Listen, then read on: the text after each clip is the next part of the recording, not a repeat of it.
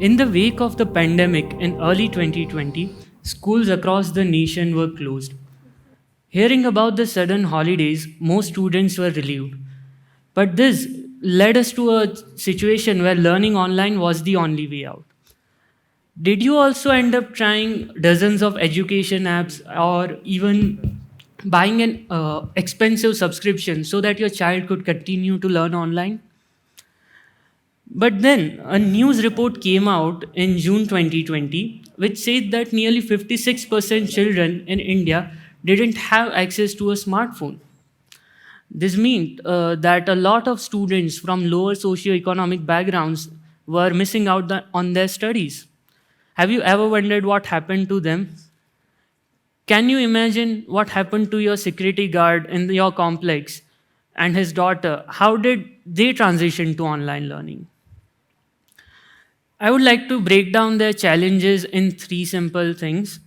They are the first, these children, because they were coming from a lower socioeconomic backgrounds, they they were facing plethora of challenges, including access to regular meals, even medical services. But for their education, however, the challenges weren't small either. The first challenge which they faced was having access to a smartphone and an internet connection. And this challenge can be solved by the government regulators if they provide a lower end smartphone to these students with an internet connectivity that can stream live online classes. The second one being guidance. Even though you might have seen some kids from lower socioeconomic backgrounds having mobile phones and even an internet connection, but in 2015, a study conducted by PISA said that students from higher socioeconomic backgrounds had access to, they use the internet and the mobile devices to gain practical knowledge and even, read news. But at the same time, these students from lower socioeconomic backgrounds used it for, chatting and playing games.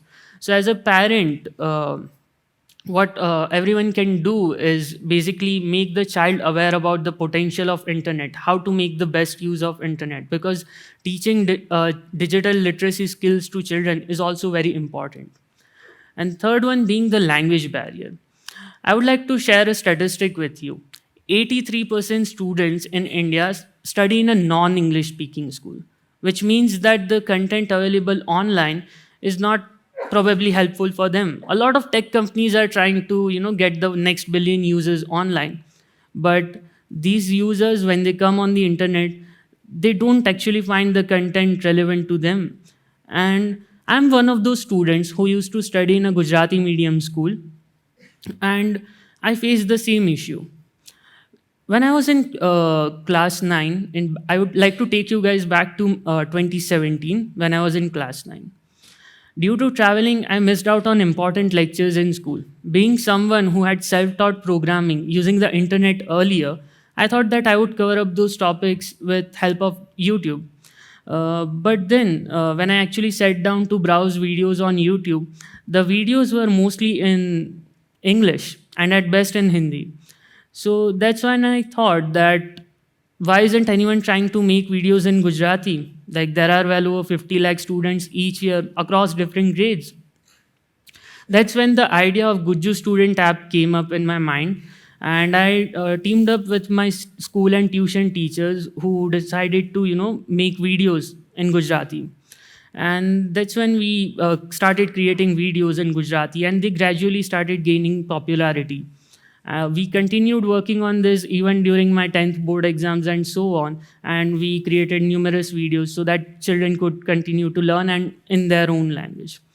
But when I moved to class 11, the pandemic struck and the users on app surged like anything. So that's when I started working on adding more features in the app.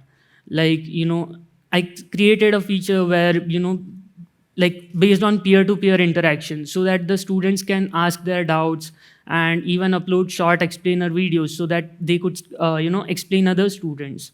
So this actually made it a user-driven app and created a space in Gujarat for students to interact amongst each other. And when I launched the app, within 7 weeks of its launch, it had got 10,000 downloads. And so So then gradually, because being without a proper team, I was working on the app, and I started improvising the app and added more features, and even providing answers to textbooks, so that you can make it as a digital guide that everyone can refer to. And in the pandemic, I also realized that a lot of students were facing challenges like how to manage their mental health. And so that's why when I partnered up with a psychiatrist in the city, and we created webinars on how they can manage their mental health. And even we then created a short course on how Gujarati students can work on improving their English speaking skills with a language coach, and so on. And now today, over the past 5 years, more than 7 lakh students have downloaded the Guju Student App and continue to learn online for free. But realizing this, that 7 lakh students in Gujarat had this need.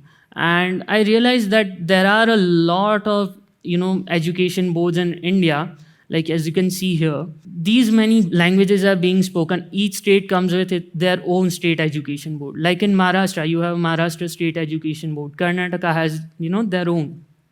And there are millions of students, as like I said, 83%, they study in those schools.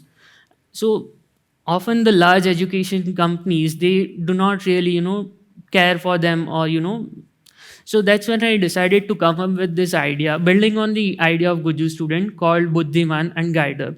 So the same thing which I did for Guju student, I'm now starting to do it for other states. Right now we are doing it for 8 Indian languages, which includes Marathi, Kannada, and even Rajasthan board.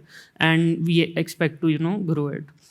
So I would like to say, going forward, technology is going to play a huge role in how children continue to learn online. Even as the pandemic has eased and offline schools have started, blended learning is going to continue, and still going to continue. So, like even this after school online learning platforms like ours, the challenges are still there. And how can we we both have a responsibility and an opportunity to how students learn and make up for what was lost in recent years, and also create something for the future so that students can thrive in the future. And at the same time, while technology is helping students learn through these apps, technology is also empowering young students like me to create solutions for problems they are facing. So this idea which came up to me, like I started in 7th class when I made a small app which was called Remind Me, and students could just get a reminder about the homework in the school so that we don't forget it. So it was just for 60 students in my class. So technology has helped me solve a problem, and this Guju student, when I started, I never had this goal in mind to grow it this much. But now it has empowered me to help other students. So educating children on how best they can leverage the internet and its power to make change in their own society. Because there are challenges. Like one challenge I faced was in 7th standard, when I wanted to make that homework reminder app. I was denied admission by most of the coding classes in Surat, because I was in like 7th class, and teaching Java to such a young kids was not a trend then. So I made YouTube my best friend, and I learned it on my own. And that's the whole point, that technology and how children can work together.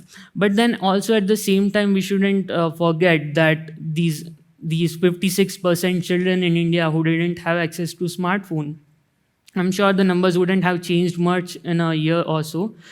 It's our collective responsibility to bridge this digital divide. So how can we collectively help? The best thing we can do is donating a smartphone that we no longer use to someone who needs it. And that's how we can bridge the digital divide. Because it's very much important, as how as a growing nation, we want to become more inclusive. And the only way is to bridge this digital divide and empowering more and more individuals to create innovative solutions. Thank you.